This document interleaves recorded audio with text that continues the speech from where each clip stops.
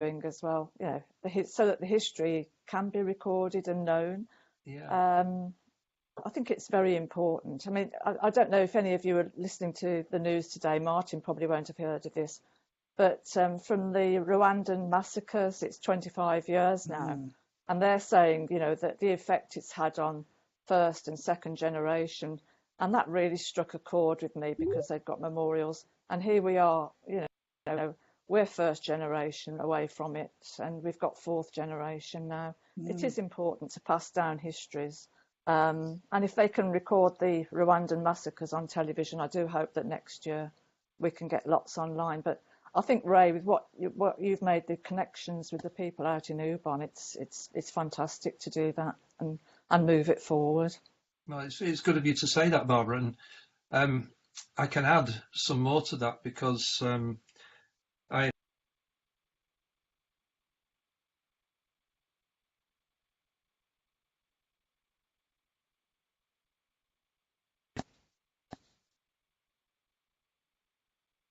Hello. Hello. Hello. Hi. Can I carry on? Come on now, yeah. Right. Yeah, I had a meeting with attended a meeting with the Deputy Governor of Ubon, and they put forward it's a bit more than a proposal, I think, but it's Thailand, and you're never quite sure what's going to happen. But they're holding an event in November this year, which coincides with the 11th of November. And they committed to include the 11th of November Remembrance Service in this event. And through the discussion, they took on board to invite the ambassadors from Bangkok for Great Britain, Australia, Holland, and America. So maybe the 11th of November service this year will have the ambassadors there. And in addition, they've asked me if I could spread the word around to invite children or surviving family members to the service in November as well. They were very impressed with David Sartin, who arrived in Ubon and spent 2 or 3 days there, and they made a big fuss about him. And they've invited him back as well in November to attend that's nice. the service. So whether it will happen and whether we get anybody, you know, able to attend, I don't know. But that's just carrying on from what you're saying. Are you aware of any survivors of Ubon?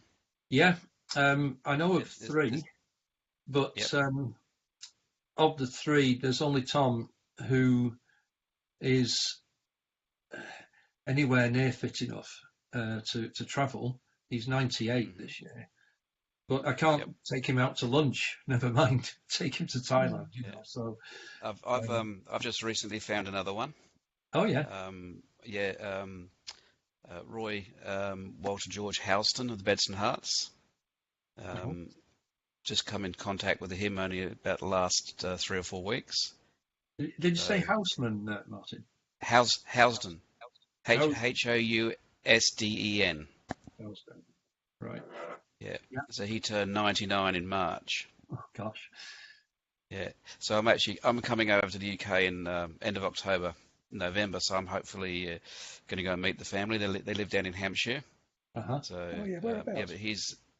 I'd have to look up the address, but all I just know wondered the town. Yeah, I'm not 100% sure. Okay. Just all I know. Yeah, but essentially, I got in touch with him. The son-in-law about 3 or 4 weeks ago, and put me on, on the trail of meeting up with him, which is great. So they said that I can go and meet him when I come over in October. Whereabouts are you going to be in October? Well, in Bedfordshire. So I'm coming over to see my dad. So I get over every 2 to 3 years to. Oh, right. Okay. Did you say you spending any time at the archives or anything like that? Or probably. No, I am planning hopefully to get down to the Imperial War Museum because there's some bits and pieces there that interest me, but everyone tells me it's a bit of a rigmarole trying to organise to Yeah. get in there and get everything sorted and Got to give you know 5 days notice if you want to see anything. and book all your files, and then when you get there, it's the facilities aren't the best. So Yeah. yeah, Oh, well.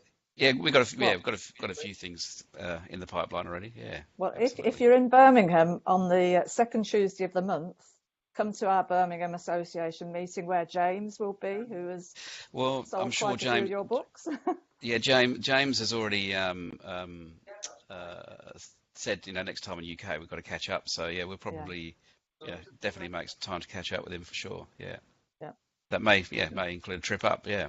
Yeah, I'll give us a yell because, if you're over, and we'll be about. I mean, we've got the art exhibition kicking off in October, haven't we?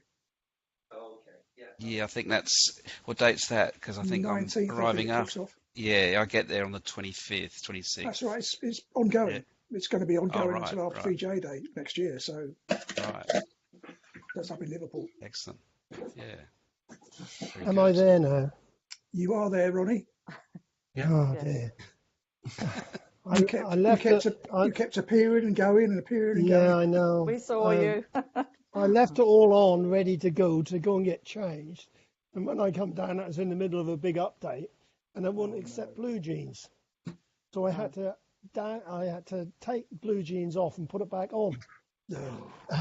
Oh dear. Windows is useless. Anyway, I'll yeah. Sorry I'm late. Then Let's my lay plans, mate. would you believe? So I had to turn everything off and get that back on. Oh, God. Oh dear, oh dear. Anyway, Matt Stanyard, he joined a month ago, I think.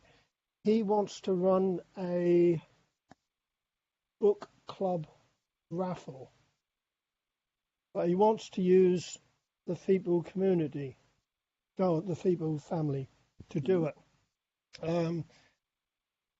He said, would we like him, or would we let him do it? So I thought about it, and I thought, well, you don't really want that type of thing happening, but what about if we included it within the Feeple family charity members and gave the other Feeple family members, the normal members, a chance to join and run the book club within the charity members.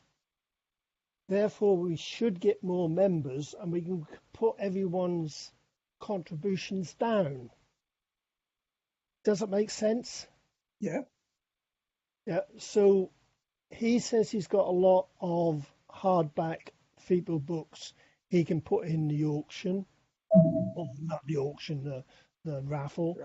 And I'm sure we can find some. I'm sure Pen and Sword and the people we've got within the members, like Martin, would like to contribute a book with a load of publicity. I'm sure we could do something like that to generate more members and maybe get the contributions down to about £10 or £12 a year. Does this make sense to everyone, or do you want it left as it is?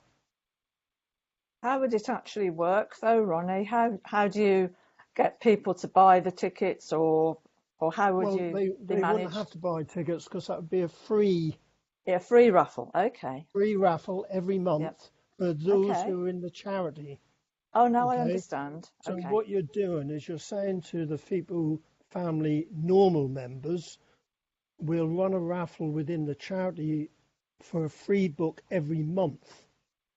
If you contribute £10 to £12, I think £12 about right, £12 a year. Yeah. And so it'd be more of a draw than a raffle. It's more of a draw, yeah. So every month within the video meetings, we can have a draw live on camera.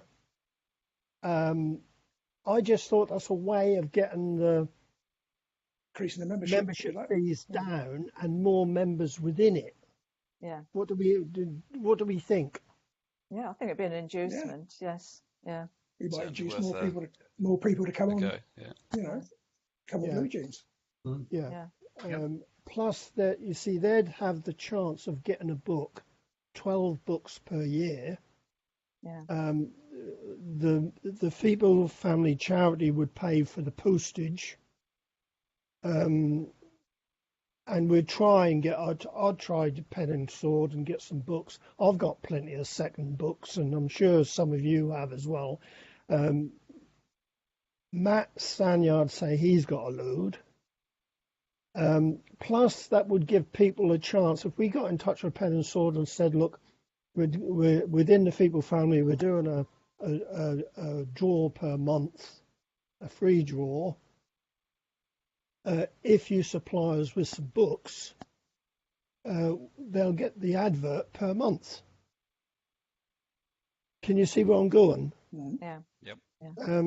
So for them, that would be a good thing. For us, that'd be a good thing because we could improve our membership.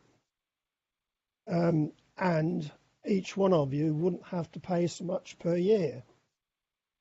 Would it be one month, Ron? Go on in, Ray. Would it be one book, one prize per month? Yeah, one book per month. Hmm. So people who are paying £10 or £12, I think £12 about right, they'd only be paying £1 a month for really a raffle or a draw, and they got a chance of winning a book. I thought if we got it up to, at the moment we're on about 60 members, if we got it up to about 120 members, we could do about £12 a month, £12 a year rather.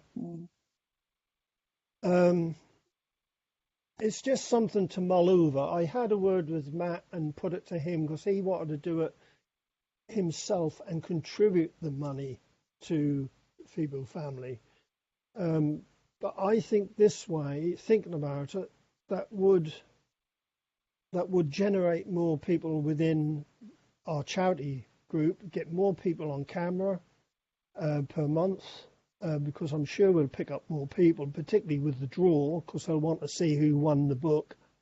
I just think that's something we've got to mull over, give it a lot of thought and see what we all think. Okay?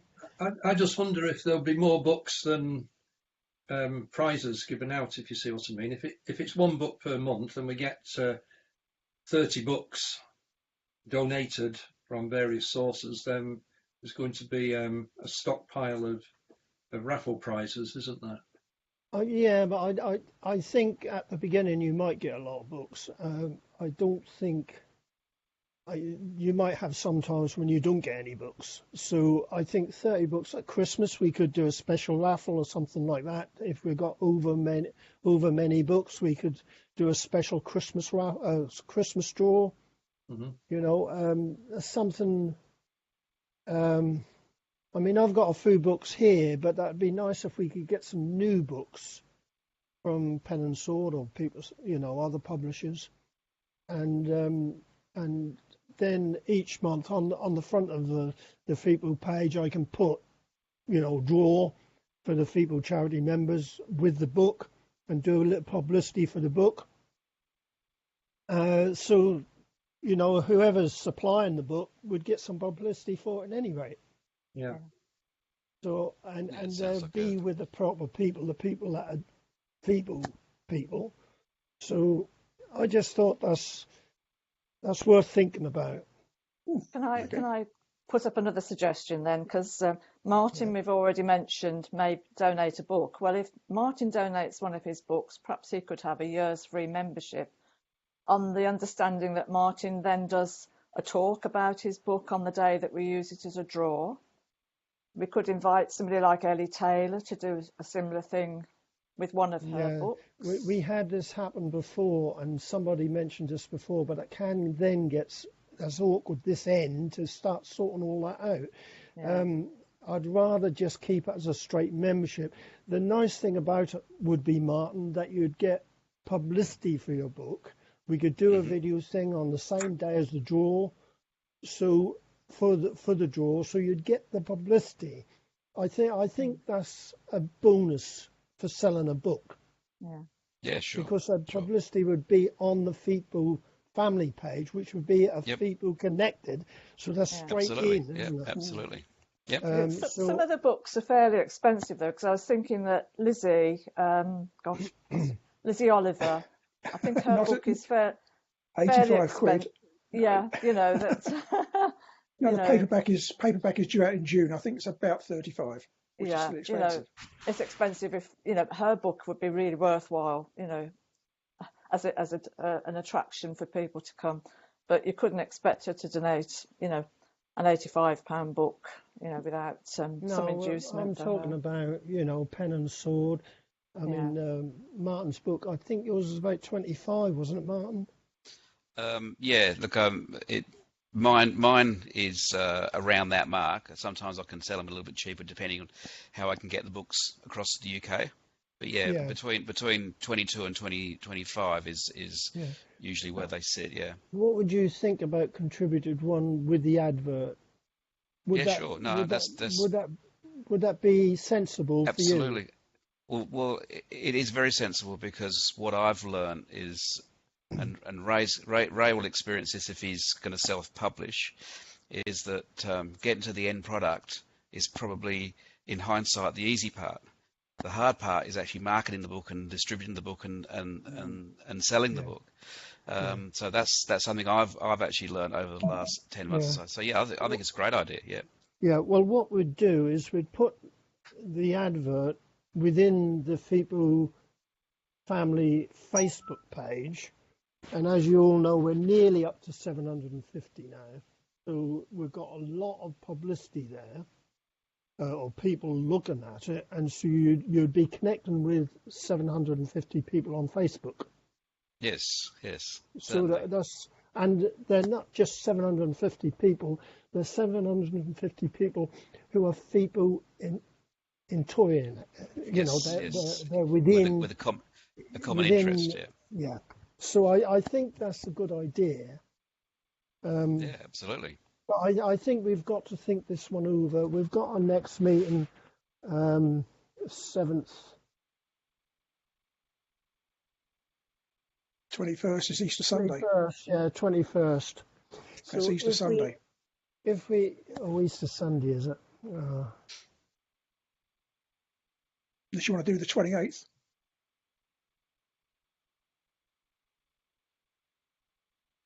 It's 10:30. Yeah, I'm away next Sunday. So that'd have to be the 28th. What about if we say the 28th? I'll get in touch with Matt Stanyard because that was his idea for a raffle per month and see if he agrees. I have outlined what I thought with him and he said he's waiting for me to come back to him. So Right. if I get in touch with him, and he is a member of the charity now, but he's not coming on the videos. So if I can have a word with him and maybe see what he thinks, and by the 28th we can then make a decision. I'll put this video on for everyone to see, and then we might get some feedback that way. Yeah. Mm-hmm. Sure. I mean, Gillian and I are really over the moon with the members and what you've all done to keep the price down for us. I mean, we're really over the moon about it, but I thought this would be a way to get it down for everyone and then get more members and more video people in the video meetings. The more people we have in the video meetings, the better they will become.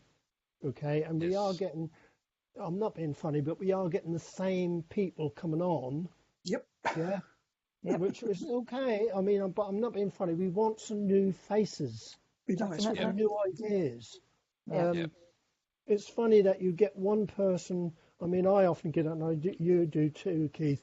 That you get one person ask you something, and it triggers something, and then you start going down that line, and then you start finding other things out. So one little bit of information can lead, open doors for more information and more bits Happens of all the jigsaw time, to yeah. add. So, yeah, let's all think about it, and then we'll make a decision next meeting. So that'll give us a couple of weeks, no, 3 weeks, to really pour it over and see what we can come up with. Okay? Right. I'll leave it there, leave it with all of you, and then at the moment, I've put most of my stuff aside for the time being because I'm building a really big database. So the database I'm building, Keith, I know Corfipa have got one similar, but mine will include a lot more information, but it could take me months to do. Oh, this is from the POW cards, yep. Yeah, I'm doing all the British POWs, but I'm not just ending with the names and everything. I'm adding a lot more information, like where their cards are, the index cards are, and everything. So it could be a very good index. I can't put the cards on. No. Well, I could do, but I might get in trouble. You will, you will. All the cards on. Find My Past might get a bit annoyed about that. There's no might. They will get annoyed, seriously. Yeah, but they the will. thing I'm not thing doing is, Find My Past, Ronnie. Don't join the bloody dots up. Sorry, language. Sorry, Barbara. They just don't you're join right. the dots up. The number of times you Yeah. go in there and you look and you think, yeah, this is all great. Where's his darn card? Mm. And you've got to then go onto the Q database and try and get the card from there. Yeah, So- well, the cards on the database I've already done works really well because, Good. as you know, Keith, they started off really well putting the B's in certain, and they were all in order, but now they're all over the place. But the database I've done, and that is on site now, you look up a name and that'll tell you which file the card is in. So that works out really well. So you don't just look for the B's, you look for the actual name, Yeah. and the name will tell you in which file you can look. So that is a good start. But Found the out something. database I'm doing now is adding on more to that. So that'll add serial numbers as well. Serial numbers are important because, you know, Keith, I'm now doing Burton's. I'm only up to the ends of the B's at the moment. The B's were 6,500. Yeah. I'm You've got up to- 58,000 I've got- cards, mate. Yeah, I know. I've done it before, Keith, so I'll do it again. The worst ones were brown. Oh, that was absolutely horrendous. There was about 70 browns. Wait till you get to and- Smith. And you had to sort them all out, and oh dear. But anyway, it's okay looking, say, like at the moment for William Burton, but looking at my database, I've got 4 William Burtons. This is where I'm up to at the moment. Yeah. And it's okay saying William Burton, look for a file on William Burton, but that could be William Burton in, say, 4 different files. So the way I'm doing it, you look up a William Burton serial number and you'll see exactly where the card is. So that will be a very good index. That'll help me a lot, and that'll help you a lot as well when you're looking things up. We found, I was speaking to somebody yesterday because he does a lot of work for Forces War Records. And there are things on Forces War Records that are not on Find My Past. But one thing he did say is, yeah, well, Find My Past tends to be all over the place because they actually farmed the digitisation out to abroad. Now, whether that was somewhere like Thailand or whatever, I just don't know. Yeah. I know when the Commonwealth War Graves got their digitisation done, I was told it's been done in Thailand. So it may be the They same. With, started off quite well, but they've got it in a right mess. Yes, now. they have, It's haven't they? all over the place. I mean, it's a very. The thing is, what you have to do, I mean, the same with you, Keith. You'll look up a name, and you'll have to look through in Find My Past. You'll have to look through every file they're pulling up for that name to find the index card, because they don't tell you on the first page where the index card is, the 345 number. They don't tell you that. no. And so you don't know which one is the index card. So you've got to look through every flipping record, and you could say about 10 or 12 records to find one index card. But this way, that will work a lot better. So you can just look up the serial number and put the card name in, and you can find it straight away. Right. So for me, that will work well. Good. But it's going to take me time to do it. Oh, yeah. And what I'll do is I will put on the same page, I will put a connection to the COFIPO liberation questionnaires. So people can then find this and then go into COFIPO and find the liberation questionnaire. Yeah, I noticed that some of the latest ones that have been uploaded, they've also included Indian Army. So they're doing a lot. Well, which is really good. the one you've got, Keith, on COFIPO doesn't include so much as the cards. No, I'm that's true. finding. Yeah. So at the moment I'm up to Williams, and in your database it's up to 565,629. On the one I'm doing is up to 5,943. So there's about 350 difference. Yeah. So your people have left out 350 names. What are these questionnaires? Yeah, no, on the index cards. Well, no, when you look into it's people names. Ah, so you're talking about the record, the password protected record. Yeah? Yeah. When you look into that, you've got at the moment in the Bs, you're losing 350 names. Well, that's quite interesting because that file. But they won't need that with the one I'm doing, Mm. because the one But I'm doing will be better than that. But the trouble is that file that COFIPO have got is the file that projects on the wall at the National Memorial Arboretum. Mm. So that was compiled. Hong Kong, the Hong Kong defence. Yes, You're missing all them. Yeah, So I've got there. another 500 names, 600 names to add on to that database. And a lot of the Indian ones you've not got. Yeah, because what happened, Ronnie, when it was being done, they said, we want you, and it was volunteers, all British. This guy's Canadian. No, British. Yeah, I have so found anybody, some Canadian. Anybody with a different. The Canadians I've found are in the RAF or something like that. So That's they right, are really on the British forces. Oh yeah, so that's right. I've been looking all the way through WO392. It took me about 18 months to do properly because it was just on a Sunday when I was up at the NMA. All the way through that, and I've got about 600 names to add on, and also some corrections. So I said, when I find the corrections, I'll farm them to you just so you can double check it out. There's no point in just keeping it to ourselves.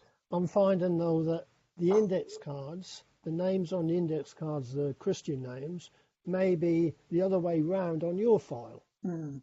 So we'll say John Henry on the index cards as Henry John. So there's some discrepancies there. But what I'm doing is I'm adding both. Right, okay. So if people look sense. up the wrong name, they'll get the same. Get the alternative. Up the other name. So yeah, that should work. Mm. But it's going to take me a long time. Oh yeah, I know. Yeah.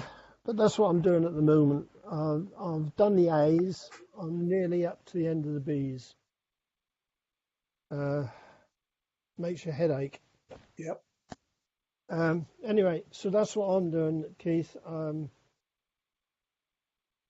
House-wise, to put you all in the picture, we had a second viewing yesterday. The people didn't turn up, so we phoned up the estate agents, and they got in touch and they said they thought that was 12, and they were really interested the first time they came round, and this time, they're going to get a builder in to do this and to do that, and really, why do you want a builder when everything's done? I mean, it's ridiculous.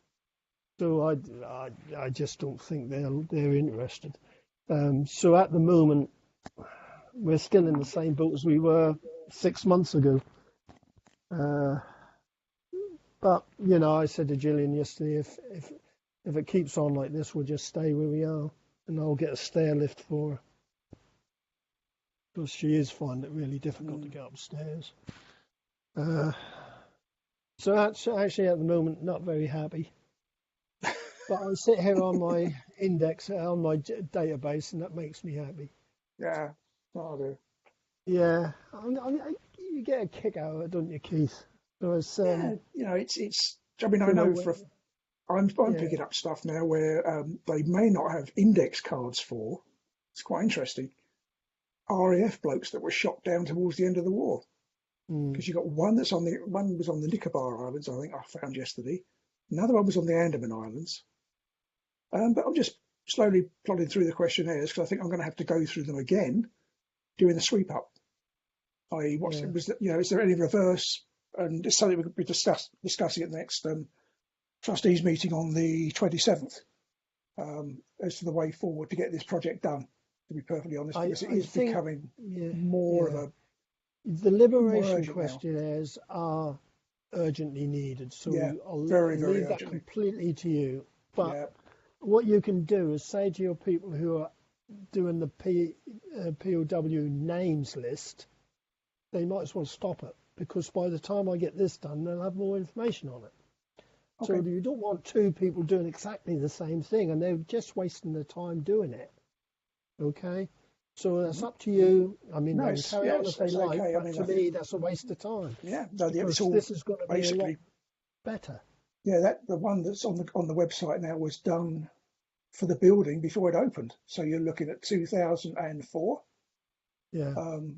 And it was just something, and I was going through WO392, and I thought, well, hold on, these are all British servicemen, but they're not included on the wall because he might be Chinese, could be Australian, serving with the RAF, and it's just little things like this. And I thought, no, this is wrong. And I said that to the trustees a couple of years ago.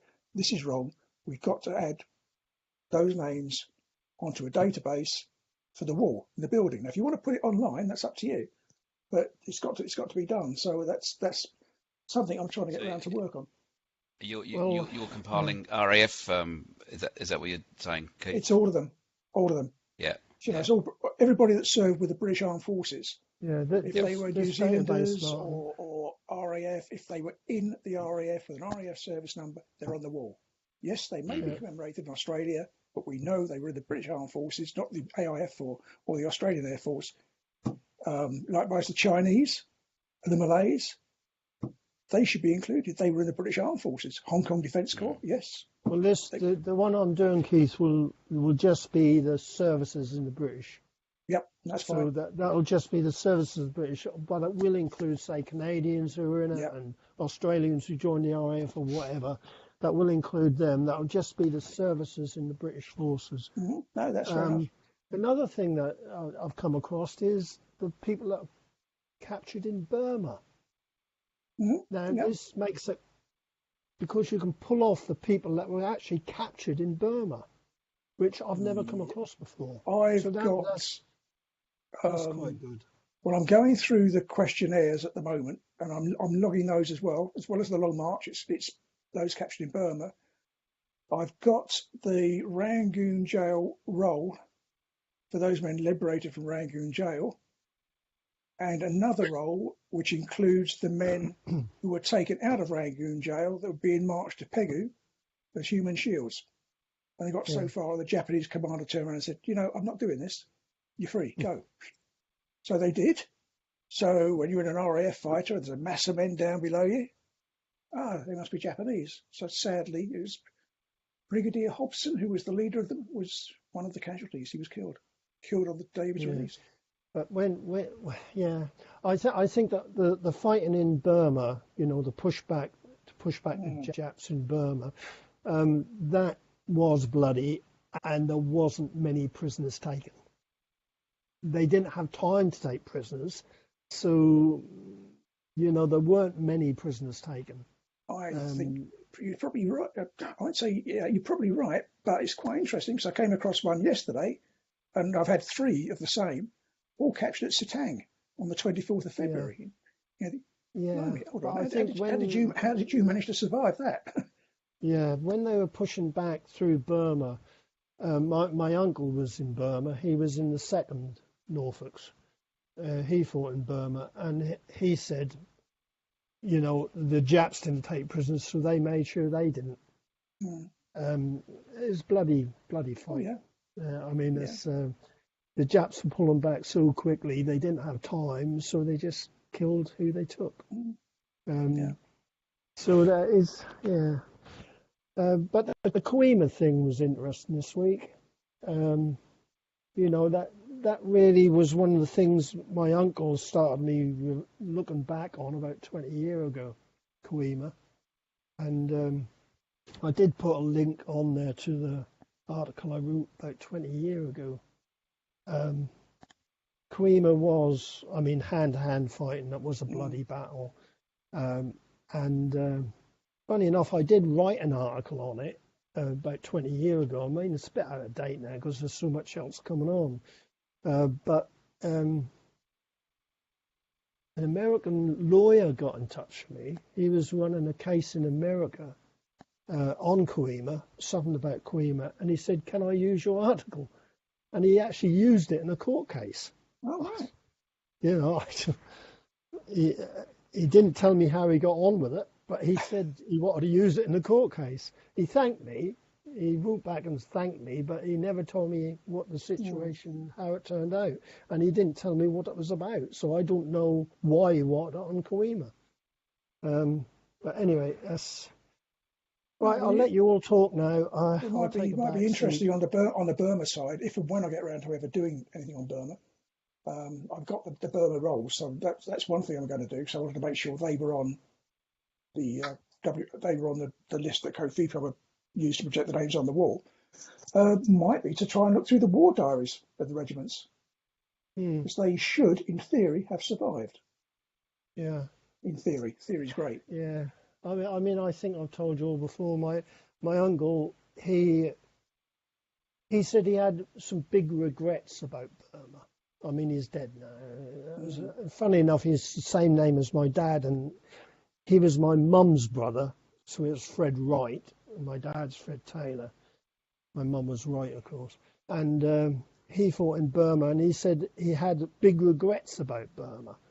And one of the regrets, I think I've told you before, was they were laying in wait for a Japanese patrol, and they were laying in the jungle facing the track they were going to come down, and he heard a noise behind him and turned around, and he had a Jap standing over him with a rifle pointed at his head, and the Jap smiled, mouthed bang, and disappeared back in the jungle. He said that was really bad. You know, I mean, that's that he was close. I mean, that was very close to death. I suppose the Jap didn't want to fire his gun, and you know, Oh, he knew if he had fired his gun, he wouldn't have got out of it, would he? So no, he wouldn't have got out of it. But yeah, he said he just smiled and just disappeared. That's the sort of thing that would haunt you, I should think. Yeah. You know, you would keep reliving that, you know. Well, another thing That's he quite did say terrifying. is that they had to retreat. The Japanese done their usual thing, getting behind them, and so the only way is to retreat. But they had a lot of wounded, which they left with the medical staff, thinking the Japs would take them prisoners. And when they retook the position, they found all the ones they'd left, including the medical staff, tied over bamboo shoots, all dead. He said the next Japs they took as prisoners, they staked them out and drove a lorry with them. That's the thing he regretted, because as he said, he didn't know if they were the Japs that killed the first lot. no, They're just no way of knowing, he is there? said so. He did regret it. It's said war, the- isn't it? It's Yeah, kill it's or not- be killed often. Yeah, that's not clever, is it? No. No, Anyway, it's a sad thing. I'll let you all get on and talk. I'll take a back seat because I am honestly very tired and very irritable. So I'll let you all get on and talk. Nice to see you all again. Sorry I haven't been on lately. No, it's good to see you now. We've had missed so you. much going on. You know, we did pull out of the park home. mainly because we found certain things which could happen, and that would mean we'd lose the park on the house and everything. And the house, you said that's a nice house, Keith. It is a nice house because we've put everything into it, Yes. you know, over the years, because the house is really everything we think about with the marriage. So the home really, and everything, you know, a lot of our pension has gone into our house. And to lose everything would lose everything we've worked for in the past. Yeah, no, it's not worth it. So you can understand why we've been in a Yeah, no, totally understand. yeah. Anyway, let you all get on. I'll sit and listen. Right, over to you, Keith. Martin, Yes. I'll pick on you now. You remember WO347, Yeah. Sick Records? Yes. Did you ever go through the book indexes? Yes, I've got very small samples. Yeah, but there's so many of them, of course. Yeah. Okay, well, you've got the first 50 books, which are basically registered as compiled at the time. So I thought, okay, I'll follow the example on their website. You know, if you look at this number, it refers to this page in this book. Great. So I looked up the thing from my dad, and the book's about yay thick, isn't it? Yes. So I found my dad. Yes. That was clever. Found my dad's. Made a note of the number, or the numbers. There were 3 of them. Ordered the books in question. Couldn't find him. So this is ridiculous. So I'm going to give it another go. But then I noticed these indexes. Yep. If you look at the top of the page, Department of Works and Pensions. So I wonder. So are these the cards that you're looking at? Because the index that I had a look at was actually in a card format. All right. Yeah. So some of the files do have indexes within them. Some of them are in alphabetical order, which there's not many, but some are. Some others are just completely muddled, and you just have to keep working through them and trying to find them. But the indexes that we had a look at were in card format, you know, in probably 3 inches by 6 inch card, and there were big files of those. I've got a sample of those for a section of the C's. But all they do is they just give the file number, and then they just write down the page number to which they're referenced to. Yeah, but how accurate they are, I don't know. I'm going to have to have a good and search through. I've taken on I took on the laborious task of going through them all and extracting the ones that I wanted an interest for, and then obviously I just index the photograph number against the person and built an Excel sort of spreadsheet on looking at extracting the beds and hearts ones. And I've only done Chunkai and Tarsao because there's so many to go through. Yes, I know where you are now. Yeah, enormous. you're into the books. Well, the first 50. So I'll just that's what I've got to have a look see. I'm going to have a look at those. Well, yeah, because the one that really interests me because a lot of my interest is around Group 2, and I obviously researched a lot of the guys that went up to Tarkanoon through that Group 2, up through Bangkok and up through North Whampoa and up to Tarkanoon, and 34525 is probably one of the best examples because it 347. 347, 25, book number gotcha. 25. That's a Chunkai book early in 43. So that's late 42, early 43, and goes on to sort of mid 43. So you really pick up a lot of the guys who were sick at Chunkai before they went up on their working parties. And so what that the ideal thing about that is because that particular file gives you all the battalion numbers for the working battalion. Yeah. So you can actually start picking out your trends. So you can see, your Surreys and your Leicesters and whoever all keep coming up in the same battalion number. And so you can start build that fantastic picture of saying, well, that number 6 battalion worked these camps, this, that, and that camp, because obviously they all leapfrogged each other. But that book's excellent because it really puts things into perspective for which battalions ended up in which working battalions.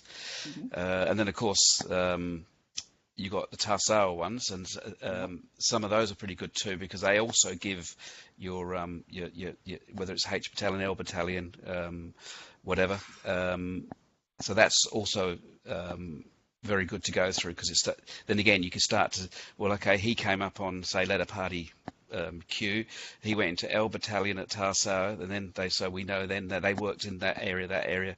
It really helps then if you don't have an index card, or if you don't have a liberation questionnaire for any reason, Gives you an idea. It gives you a very good idea, because he was in Junkai at say in January 43, and he's in that battalion, and you know where that battalion went, because they, what camps they progressed up. So then you can actually start to, make some assumptions. Well, he must have gone here and here, and try and fill some gaps in. Very difficult sometimes, though, when I found with tracking some of the guys who went to Japan in Group 2, some of them didn't go all the way up as far as Swinton's and Dobbs Camp. A lot of them ended up coming back down sick, and then ended up obviously recovering in Junkai, and then ended up being selected for Japan parties. Yeah, but I found it's been enlightening for me, without a doubt. And the amount of information you can get. Those records, I suppose, have been released in the past 5 years. Or sorry, when I say the past 5 years, that 5 years ends in 2015. Because they certainly weren't there long when I started. The release date, I can't remember the release date now. I think it was around 2015. Yeah. But great source. Absolutely. I mean, you look at the early. I picked up there's a Roberts Hospital one. Yes, and I'll be very careful here, because there's a lady present, and the number of men. That's okay, I'm used to it. No. The number of men admitted into Roberts Hospital with, shall we say, diseases of a sexual nature, was quite an eye-opener. Good grief. Yes. Dear me. Yeah, you see, you do every now and then you do see an unusual case of, really suffered from that. I know but no, they are very, very interesting. But I'd say they have these going on from those after they've got these volumes of it's paper, bit about the size of the index card, a bit bigger. But if you look on the top of the left-hand side, just written right all the way across it, it's Department of Work and Pensions. Just very, very small writing at the top of this page. Oh, okay. Did they have these records and then started compiling? But you see, then you think, oh yeah, okay, I know what they've done, and you think, hang on, he's Australian. No, he's Dutch. Now I don't know what they're doing. So it's quite, trying to fathom them all out. It's quite interesting. Yeah. But, The ones that I've got are in 34781 is the file number, and they're just basically just a square piece of paper about size. That's it. And they're a form at the bottom that says they're a form MPR 31B, which whatever they're all marked the same. And what they do is they give you the name, and they give you service number, and then they give you the reference to what files they're in. But look, certainly I found that the best way to do it is actually to extract from the files what you're actually looking for. Yeah, that's what I'm going to do. Some of the Nakhon Paton files are good. They've got a full index in with them, and you can actually go straight look them up straight away. The Tambaya one's good because it's all in alphabetical order. There's one for Cowden as well, where they were being transported from Cowden back to Chung Kai Hospital because there was no hospital at Cowden. Bampong one's good as well because, of course, as you know, a lot of guys came up sick from Singapore and they ended up in hospital at Bampong.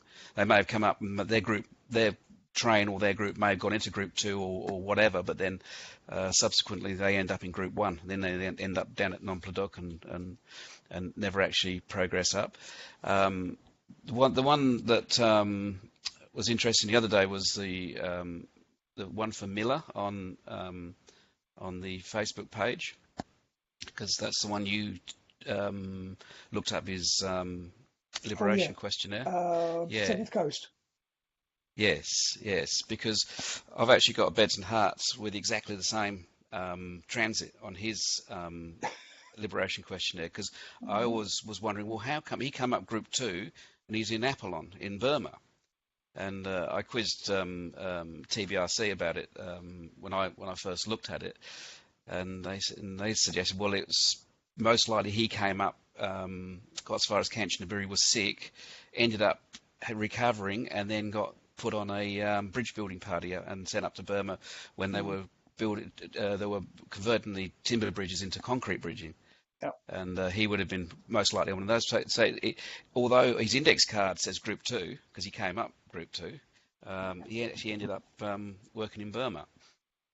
So all these little bits and pieces. A friend of mine, Ken Hewitt, who's Leicester's, he's doing a book on the Leicesters now. Yeah, I've actually been corresponding with him, actually. Yeah, his father was actually one of those building the bridges in Burma. Right. You know, because when he first started, I said, "Oh, was he servicing the bridge?" He said, "No, he's building them." Good God! And then you think, "Hold on, let's use a bit of logic. It's easier to build a timber bridge than a steel or concrete one." Right? Yeah. Okay, I can see what's gone on, or work it out anyway. And then, yeah, it's quite interesting. Yeah, Ken's quite a good bloke. Yes. Yeah, he's I was chatting to him because he was interested in when I published my book, because he said he's self-publishing as well, so he was interested to learn a few of the ins and outs and what to look out for, what to do. There was also one of the aerial photographs of Timongta. They were building a concrete bridge there at the end of the war, because I was curious.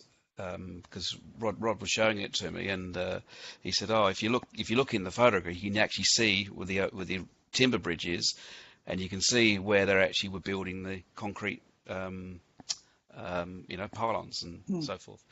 And he said that when they did the survey for the dam, the hydroelectric dam, before they flooded it, there's actually a photograph of the concrete. Pylons in place, yeah. It was never finished, but they got all the concrete formwork in, and all that. It was already all done, yeah. So it's interesting. Like a lot of these guys that were sick in the early part ended up going up on these bridge building parties later on.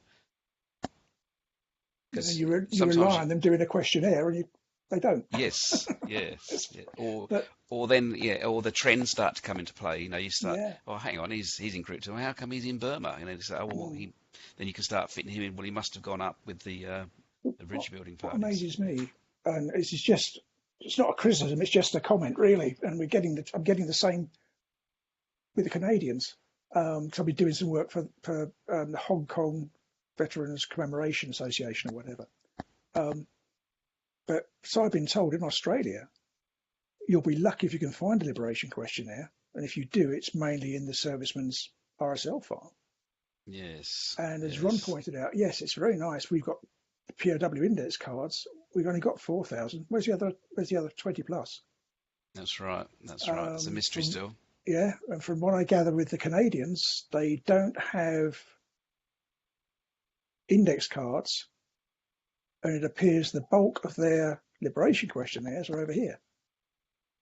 So the first part I've done for them, I've got to complete it this week, is where they were looking for dates of birth. So I've cleared all those men and told them, these guys haven't got anything on file. Here's the ones that I found. And then I said, I'll get back to you with part 2. And she goes, what's part 2? I said, the rest of them. Do you want copies of those? You know, because I said there'd be more help to your association than they will. So it's nice having them over here. I said, but what I cannot understand is the majority of these are dated late 45, because they were made to sign them on the bottom. Late 45 or the first 3 months of 46. Why are they here? Why weren't they sent back to Canada? Yeah. No one, obviously, no one asked for them, I guess, at the time. Yeah, it may well be. But they were, the bulk of those, or all of them in that trip, were Hong Kong. So that may be why. But it's always been a mystery. I mean, that's something that Rod's always asked the question: why, where are the Australian index cards? But I think the next question we've learnt now from the hospital records, because the hospital records are so well documented from the British and Dutch perspective, but where are the Australian records? So if the British and Dutch kept immaculate hospital records, the Australians must have done too. So where are all they? Because they must be there somewhere. Someone must hold them somewhere. Nelson handed all the files he compiled over to the Australians, and the Australian files. They were compiled, and you can see this in Summer 361, because you go through it. That's it. There was one in 361, and I contacted somebody I know in Australia. You probably know Di Elliott. Yeah, I don't know personally, but I know of her. Yeah. And I said to her, "Have you got the Australian records of H-Force by train?" She said, "They don't exist." They do. They're over here. So I photocopied them and sent them out to her. But then you look through other records, and the Australians have been taken out, the Dutch have been taken out, and you think, why didn't you copy them? But hindsight's a great thing. Trouble is, it's nearly 75 years too late. So there you go. It's rewarding and frustrating at the same time. But when you read the wonderful work that the Australian medical staff did, crumbs, yeah. They would have kept records just the same as all the British did. Yeah. See, I've got all of Major Pemberton's records from Tarkanoon, and they've got all their operations, the complete compiled list of all the operations they carried out there, all the deaths, the compiled date of death, burial, etc. So there must be Australian records equally as good, and as thorough. It's got to be. Have the Australian War Graves Commission got them? Don't know the answer to that. No, because when you look at the Australian National Archives, I mean, they're excellent at digitising and making things, files available, information available. So wherever they are, they're hidden away somewhere. That's for sure. Well, it's either that. I mean, the trouble is, it's again one of the things that one of the subjects over here is, where's the rolls for the men on the repatriation ships? Now we know they kept rolls. That we definitely know. And yes, you can ask the MOD, but the people who would know have long retired. So you've got somebody sitting there and they go, we obviously we haven't got them, rather than, well, perhaps we could do a search of the warehouse. I'm assuming they've still got their big warehouse at Hayes. Because when a box there. Yeah, when Alan Bounger went round there and he was walking around with them, this was years ago, because Alan retired after the first conference we had over here. And he was saying, yes, I was walking around with somebody and I said, oh, that's an interesting box. What's that? You don't need to see that. Come away. But he said, there could be stuff there that you just don't know about, or they have been destroying records. And he said, we know the MOD have been destroying records.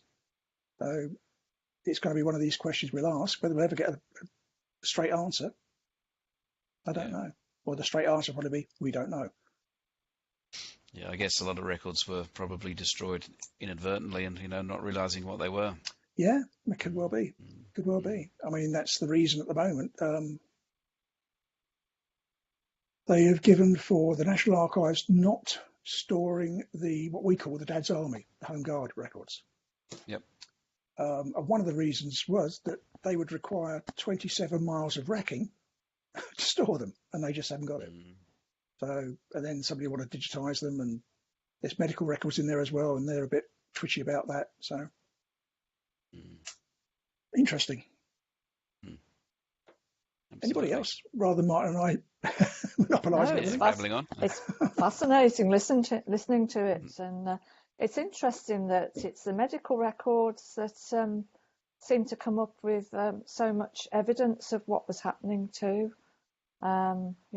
It's sad to think that things like the Home Guard aren't recorded, because perhaps in the future their families are going to want to know what Grandad did in the war. And listening to us, and can I just go back to what Ronnie said about it's the same people coming on the video things? Well, it's a great group. What do we do, Ronnie, to attract? Sorry, I know I'm going straight off what you're saying, but I'm listening and I'm thinking consciously, looking at us three somewhat white-haired people, maybe no-haired people in my case. You know, us here, and we want the next generation to come on. Why don't we have a video where we ask members to get their children to come and sit in the same room with them, and see if we can encourage them and say, look, you know, listen to what we're talking about. You know, please carry this on when we're not here. Or maybe offer, like COFIPO did, membership for grandchildren, things like that. Because I'm listening to what you're saying, I'm listening to how much work needs to be done. And with all the best will in the world, gentlemen, you know, you may come a time when you want to retire from doing it. And we've got to encourage people to take on from us. And also, I think the video meetings sometimes are, you know, I come in and I feel like I'm a bit of a usurper because I'm not doing a lot of research personally, but it fascinates me listening to what you do. Can non-researchers be encouraged to come on here and just listen to what you're doing? Either just listen, or, you know, are you looking for something? You know, I mean, look at the way Facebook's taken off. With inquiries on Facebook. So are you looking for something? I think if we do open it up, we would get more people coming and listen. We did have at one time people coming and listen, but the lady in Australia, she's had trouble over there getting Diane on. Cowling. Yeah, she's had trouble, and she's had trouble at home. You know, so she's been tied up. I think if we opened it up more, and we would get more people come in and just to listen. I mean, it is good just to come and listen and see where we're going. You know, with our research. That's why I try to keep coming on. I can't contribute in the same way that you gentlemen can, but I think it's important to listen because sometimes it sparks an interest. Keith knows that I'm looking up the SOEs at the moment, just reading to learn. You say that. You said to me the last time we met at Birmingham. Mm-hmm. Sorry, need my eyeballs. Would you believe I got all the way to Kew yesterday? I got my reading glasses. Oh my goodness! It's the first time that's happened in 20 years. So I had to go down to Boots and buy a pair. Yeah. You were asking me about Fiume. Remember that? Yes. Well, evidently it was a province of Baria, Indochina. So I never looked that up on an old map. How do you spell Baria? Baria. So I found that on a liberation questionnaire. Okay. And plus, I got a bit of paper to bring you as well with loads of French Indochina camps on it. Oh, fabulous! There you go. So my research does still continue then. Yes. Thank you. No problem. That's lovely. Oh, yeah. Okay. Well, as I say, my sort of interests sort of spread out, not just from what happened to my father, but in general, you know, and having watched that programme last year about the SOE in Europe, I thought, well, they could never have done that out there in the Far East, but they did. And so I've just got a book. I don't get much time because my mother's very time consuming at present because of her dementia. But I'm starting to read that, and which I'll bring in actually and show you on Tuesday, Keith. And And the bit that I have read is quite fascinating, because it's saying that people like Churchill, their thoughts on putting the SOE out in the Far East were based on what they did in Europe, you know, and the conditions were so different for them to go into. So yeah, it'll be interesting reading to see how the SOE managed to function out there. But Well, if I yeah, could get back the book called Tigers Burning Bright, yeah, which is about the SOE force in Malaya or the Far East, to get that back off of Meg, then yeah. you can have that one to have a read of. Oh, lovely. Yeah, it's just little, sort of pathways that listening to things that are going on, seeing things on TV occasionally, that take you onto different roads, because we need to know the whole picture, don't we, really?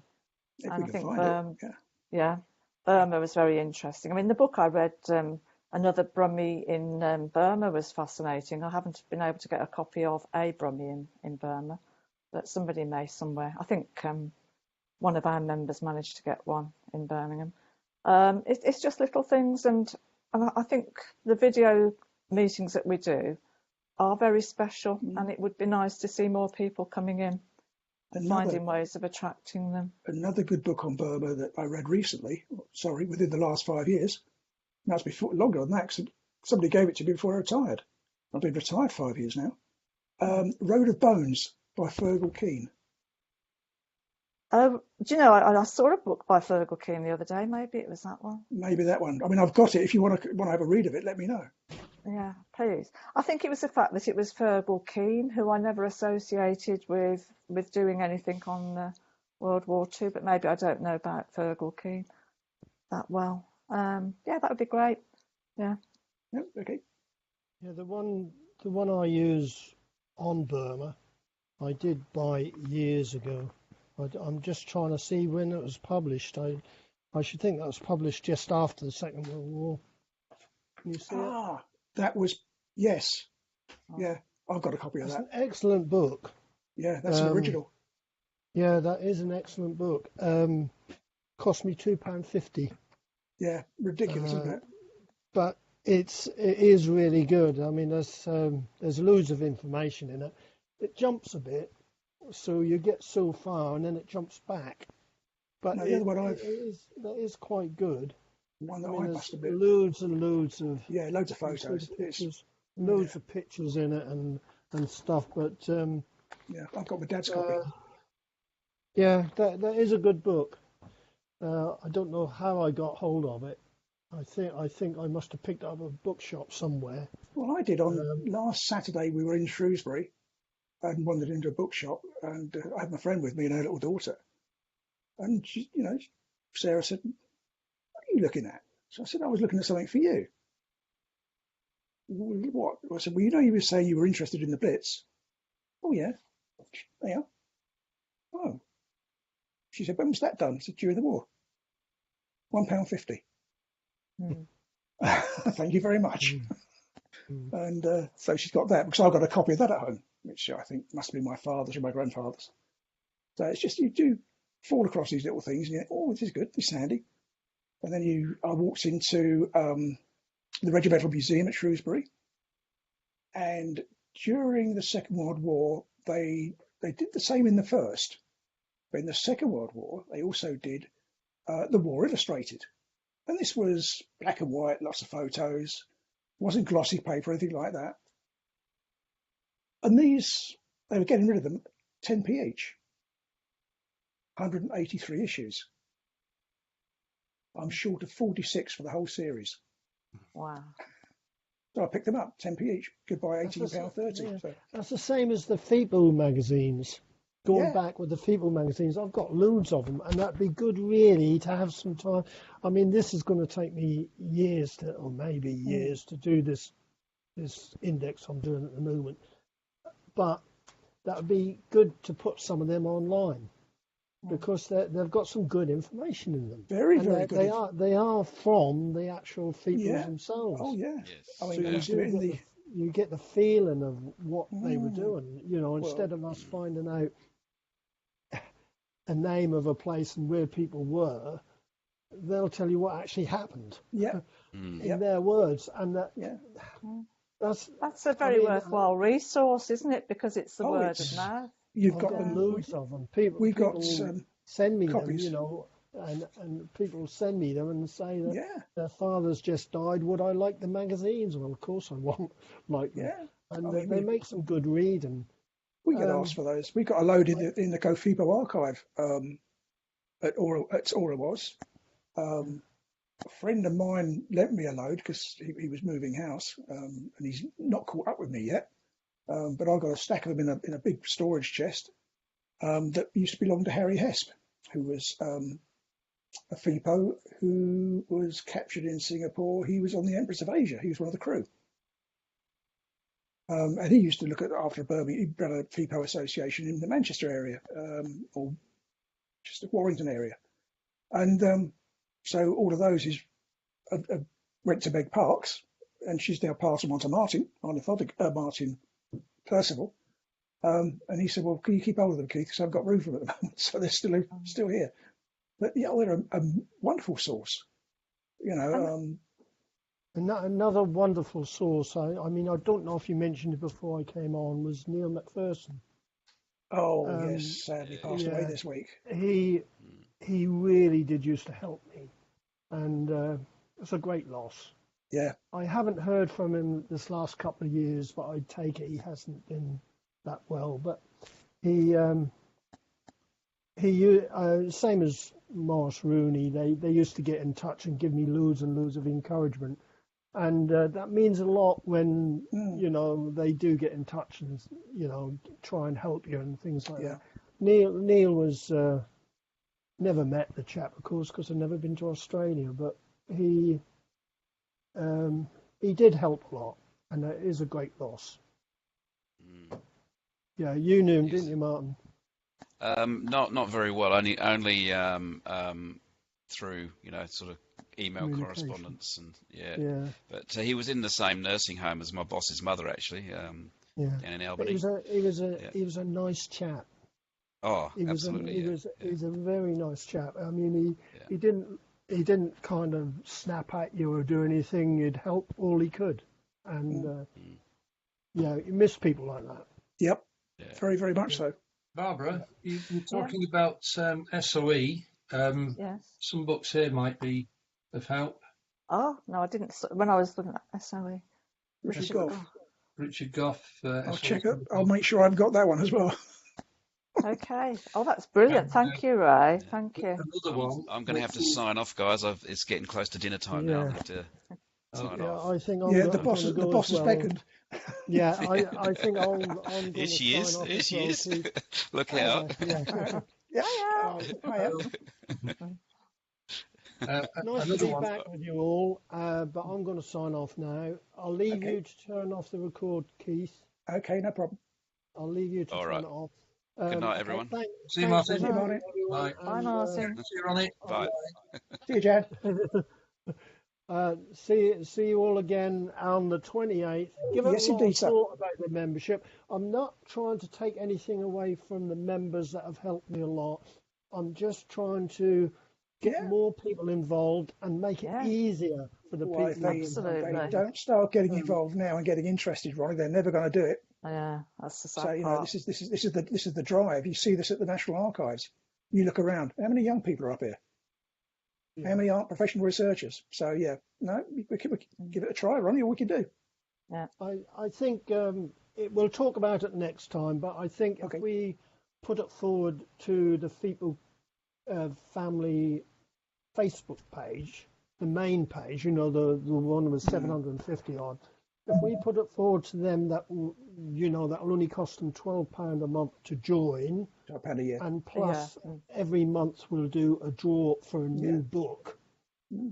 They'll think that £12 to join, £1 a month for a draw for nothing, a book. Is it? That's nothing. It's not bad. And we should be able to gain more people that way. Yeah. And as I said, one little question can bring on a lot of answers and a lot more bits added to the jigsaw. That all helps. It does. Yeah. It does. So can we all give it a lot of thought? Yep, we'll do. I'll sign off now. Thanks everyone for being patient with me this last couple It's or all three right, mate. minutes. Don't you worry. I am sorry. I don't like to let people down, but I do assure you, I sit here on my computer, and sometimes I am a bit of a loner, as you know, Keith. Mhm. I do tend to, when things upset me, I go in my own little world. Yep. My dad did it, and it's come through on me. I'm not a communicator. I don't like going to meetings. You know that, Keith. Mhm. I'd rather do my stuff at home. Yeah. Okay. So anyway, thanks everyone, and see you all next time. Yes, Yeah. indeed. Okay, mate. Thank Take you. care. Bye. Yeah. Oh, Bye, Ronnie. Barbara, And Jill. Barbara, just Yeah. there's You another found book. another one. Oh, Well, yeah. I've got four for you actually. Wow. This book is very, very difficult to get hold of, but it's called Baker Street Irregular. Ooh, I've heard of Baker that. Street Irregular. Oh, Yeah, that's I've heard of that. and it's by I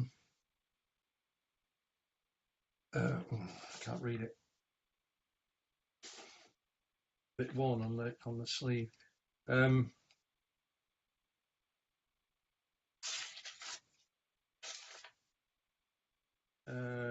I'm sorry about this. It's not.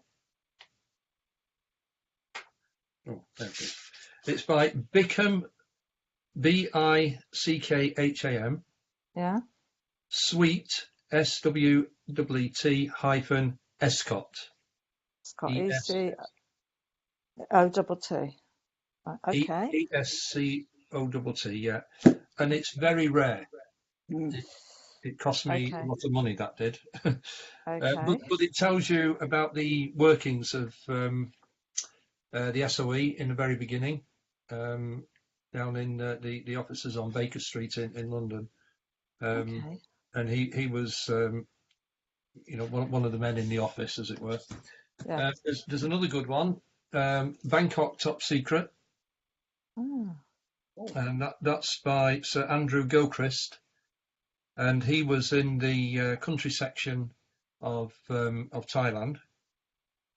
So this is right. about Force 136 at war, but Force 136 was the branch of the SOE in Southeast Asia, and the other one is there's a series of these actually. It's SOE Ah, in the that's the Far one I've East got. That's the one I've got. Yeah. I by got that the other day. That's Charles the one. Yeah. Cruikshank. Yeah. That's the one I've just started to read. Yeah. And Yeah. that's very good too, from what I can see. Well, it is, but I got my copy, and in the front of it is a message from Colin Mackenzie, who was the boss man of the SOE Wow. and it says this book, well researched, is, I'm afraid, rather dull. It's 11. I find the author's relation of facts more acceptable than some of the personal conclusions. And it was signed by Colin Mackenzie in September 1984. Wow. That's but that's been quite interesting. But that's just in the Far East. But there are more in that series relating to other areas, Europe. Yeah. And, You've got the hard copy. I've got the paperback. But yeah, I'll bring that to our meeting on Tuesday anyway. yeah. Keith, Okay. have a look at. And there are others, more personal books, which have been an absolute enormous help in my research at UBON. David Smiley's autobiography called Irregular Regular. Yeah. Now, Smiley was an SOE in Albania, and then he went to Thailand, and he helped liberate UBON. And that is a really, really good book on a personal account. And the other one is called Arms for Oblivion by Peter Kemp. And Peter Kemp, Strange title. yeah, I often think that. Peter Kemp was in Albania with Smiley, and they met by chance in Egypt. This is how it all works. And he ended up in Thailand helping post-liberation, but also he ended up in Bali. sent to Bali by the post-war authorities down there, because the Indonesian islands had a revolution. The local natives didn't want to be ruled by their Dutch colonial masters after the war. So there was a bit of a rebellion going on, and Peter Kemp went to Bali to calm the waters before the Dutch prisoners were repatriated. And that's quite an interesting read as well. Oh, thank you ever so much for that. Do we know Sibella? Keith, do you what's her name? Sibella French, is it? Flower. Sibella Jane Flower. Flower, that's it. Yeah. Do you know her, Barbara? No. No, the name is familiar. I'm trying to think where I've seen that. Well, I met her at a Java Club meeting 2 or 3 years ago, and she tapped my shoulder about Seri Thai, which is the Thailand freedom movement. Peter Kemp was involved with the Seri Thai, and Peter Kemp's dead now, but she knew Peter Kemp, and I'm just mentioning it to her because she might be able to help with your research on SOE. Okay. So if I contacted perhaps the Java Club, Margaret Martin, maybe she could put me in touch with Sibella then? I've got Sibella's email address. Okay. I don't know whether it's difficult with data. Yeah, I know. It's very difficult, isn't it? And to be honest, I did email her a couple of weeks ago with some more information that I'd found about Peter. But I've not had a reply, so I don't know what she's up to nowadays. If you still do writing get a a book, I reply, believe. right. Yeah. So if you did get in touch with her, could you ask if it would be possible for you to give, or for her to contact me? At least if we know, then I can set about getting in touch with her. That would be really interesting. Yeah. I think the workings of the SOE, until that programme last year on the ones in Europe, where it was a bit of a jokey thing to do because it was getting people to see if they were up to the job of doing it, modern people. But I'd never of heard much about the SOE before.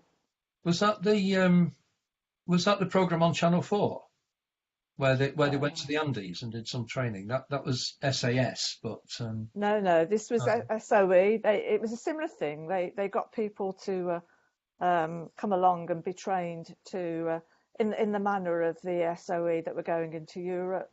Okay. And then that sort of sparked me off, and I was thinking, well, they'd never get people from here to be able to go over and do that in the Far East, but they did do a similar thing. Yeah. Another book, Barbara, and this is directly related to the trip that I've just been on in Thailand with David Sartin, because his father, John Sartin, was in the SOE. Yeah.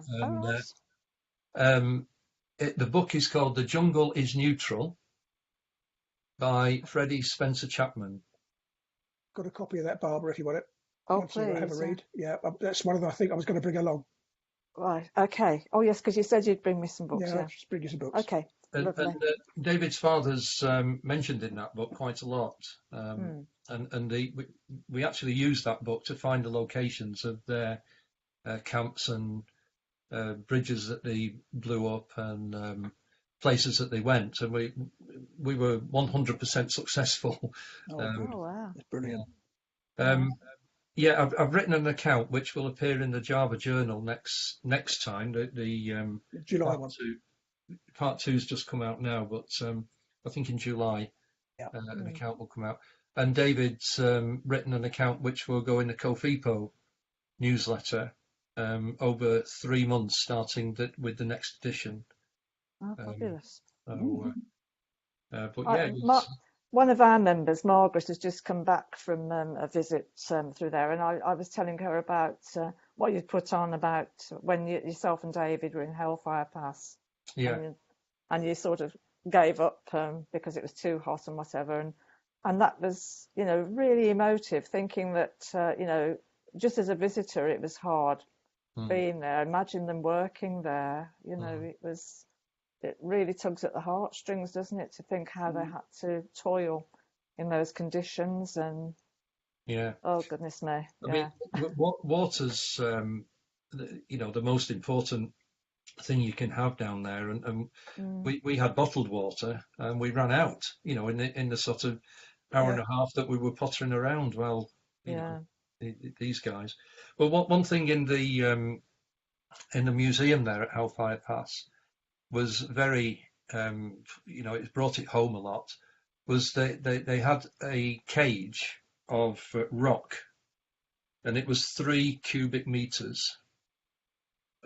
3 meters high, 3 meters square, Mm, and that was what the Japanese expected each man to dig out of the ground every day. mm, And compared to that, they had a portion of rice, which was in a little box about the size of this, alongside the 3 cubic meters of stone. And that's how much food they had to get that much stone. That sort of put everything into context, really. yeah. It was like, well, blimey. And here we are giving up on a walk an hour into it because it was too hot. Mm. Yeah, that what you put on really brought it home, actually, and with Margaret having just been out there, and I said, oh, what you'd put on Facebook, because she hadn't seen it because she was away, and I said, it really makes you realise how awful the conditions were. Mm. There was also somewhere I saw somebody had put a comment on about they'd met some Australians going through Hellfire Pass who said, well, what are you out here as a Brit? You weren't here. And I thought that was a very strange thing. That an Australian visitor hadn't realised that the Brits were out working in Hellfire Pass. So Well, I Well, think that was interesting. Hellfire Pass is dominated by the Australians. Yeah. Yeah. Obviously they work there, but the Mm. Australian War Museum has sponsored the building of the Mm. place, and Rod Beatty was involved quite a lot, and he has quite a bit of bitterness, I think, about Yes, he does. Hellfire Pass. Mm. So I can imagine Australians going there thinking, yeah, we were the only nationality Mm. there, but of course they were wrong. No, a friend of mine whose father died there Mm. wrote to the Australians saying, or the Australian Department of Veteran Affairs saying, you might like to be aware that the Brits were at Hellfire Pass and dying before the Australians arrived. Mm. Yeah. Never got a reply. Mm. Yeah. So, Yeah. right, folks. Yep. Okay. Time to go. I can't make the 27th. I've got another meeting that day. 28th. 28th. It's a Sunday, isn't it? Yeah. So, Yeah. yeah. So give my apologies now, but Okay. Well, it's good to see you back, Yeah. Ray, and look forward to hearing more about it and get Yeah. seeing your book as well. Well, maybe Barbara, I know you run some meetings sometime. Well, I'd be quite happy to come down and give a talk if. We only have a very casual meeting, Ray. You're very welcome to come along and join us, but it is very casual because we are very lucky at the Holiday Inn in Birmingham. Just allow us to use their cafe. Right. And, Okay. yeah, and they sort of seal off an area, which is Yeah. great for us. We're very lucky because it costs us nothing. Yeah. But you're very welcome to join us. It's the first Tuesday of every month. Right. Keith comes along as well. It's very informal, but it's useful.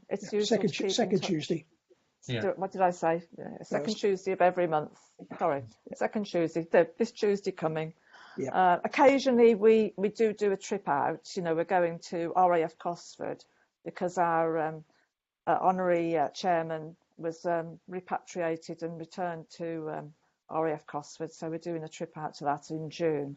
But otherwise, we're usually there.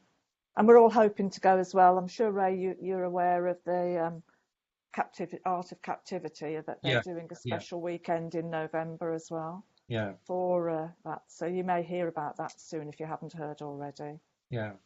They're doing special one dedicated to relatives and friends of FIPOs.